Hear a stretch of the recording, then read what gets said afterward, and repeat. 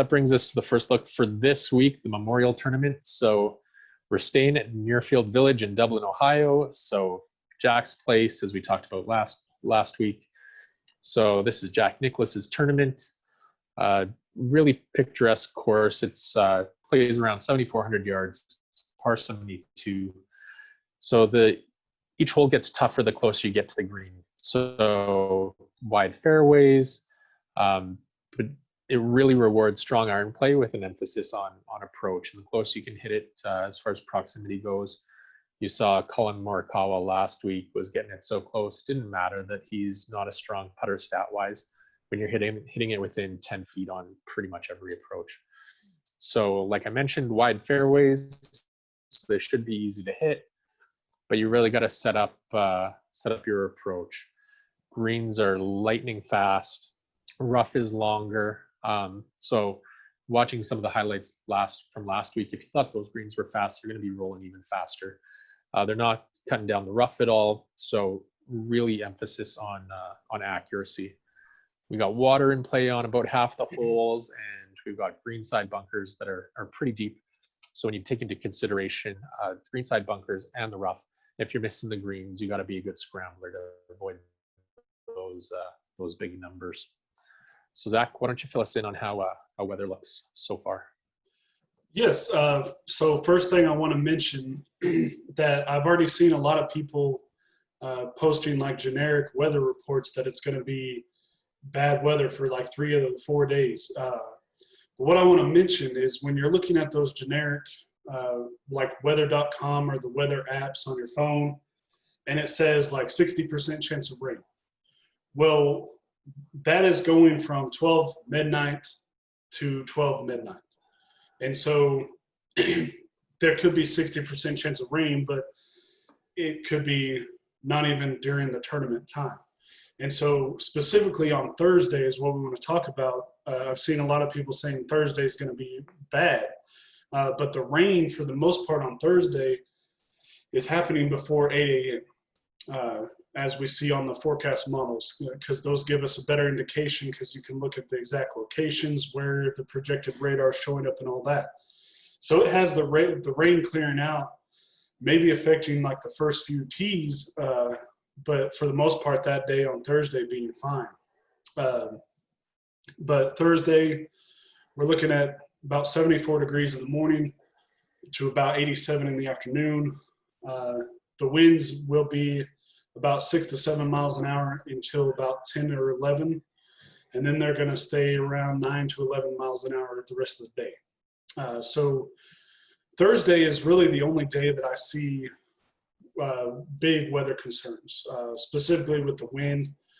As we saw, I think it was Saturday last week, with the wind being kind of crazy, how it affected a lot of golfers. And then Friday looks great. 74 in the morning, 87 in the afternoon, basically non-factor of the winds, 0 to 3 miles an hour, and then no rain chances on the models. And then Saturday, 73 in the morning, but up to 90 in the afternoon. Winds non-factor in the morning of 0 to 3 miles an hour, but then up a little bit, about 5 to 6 in the afternoon. And then Saturday is another possible slight chance of rain, this time in the afternoon. But as of right now, it doesn't look like a big issue. And then Sunday, 76 in the morning, 91 in the afternoon, and winds about 5 to 8 miles an hour the entire day with no rain issues. So really the only, as of today, Tuesday night at 5:30 Central Time, the only ones that I'm seeing any issue is Thursday early in the morning and then Saturday in the afternoon. And so just stay tuned to our Slack chat. Again, you can get that link below for free. And I'll be giving updates throughout the day tomorrow and then for each consecutive day. Because if Saturday turns out to be a higher rain chance in the afternoon, we can target maybe the AM golfers on Saturday morning. So that's about it for the weather. So Cody, let's go into our outright picks. So who are yours? So for outrights this week, there's not a lot of value at the top of the board. If I was going to bet the top of the board, I think having JT bounce back or Patrick Cantlay on your card is completely fine. But there's no point in really peppering that top of the card when there's not a lot of value there.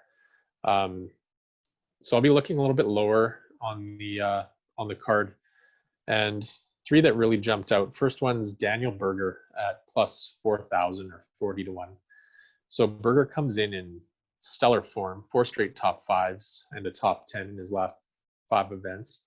And he really fits the mold with what we're looking for as far as this event goes. Really great ball striker, great iron play, and he's an above average putter too. So Daniel Berger at plus 4,000 is sneaky good, I think. Second one is Jason Day at plus 6,000. So those of you who may be new to golf, Jason Day recently, he hasn't looked great. He's injury prone. Jason Day is former #1 golfer in the world. So he kind of showed flashes of that last week with his T7 finish at this track at the workday. So this is his home course. He lives nearby. He gets home cooking. He gets to sleep in his own bed every night. And in a recent interview I saw, he's motivated again. He's kind of changed his outlook, and now that he's healthy, he's changed his attitude. He wants to be that #1 golfer in the world right now. And Jason Day, when he's at the top of his game, I'd put him up against Rory and DJ and Brooks and any of those guys. He's got a really, I'll talk about him more a little bit later on when we get to the GPP plays, but this course really fits J Day's strengths quite well. So at 60 to 1, I'm fine taking that chance. That's a great number. Last one is a little bit more of a long shot. However, he's shown he's got winning pedigree, both in, tough field events and in courses in Ohio, like we get this week, is Shane Lowry at plus 12,500 or 125 to 1. So he was T32 last week at workday, but looking deeper, he had 20 birdies and an eagle. But the problem was he had too many big numbers with 14 bogeys and 2 double bogeys. So if he can cut down some of those bigger numbers, he'll be right there in contention. If weather does become an issue, if the wind does pick up, then it's unpredictable. The course is playing tougher this week. That's when Shane Lowry's at his best. And we're coming up on the year anniversary of when he won the Open. He's shown that in really tough fields like we have this week, he can pull ahead. So who are you on your betting card for the outrights this week, Zach?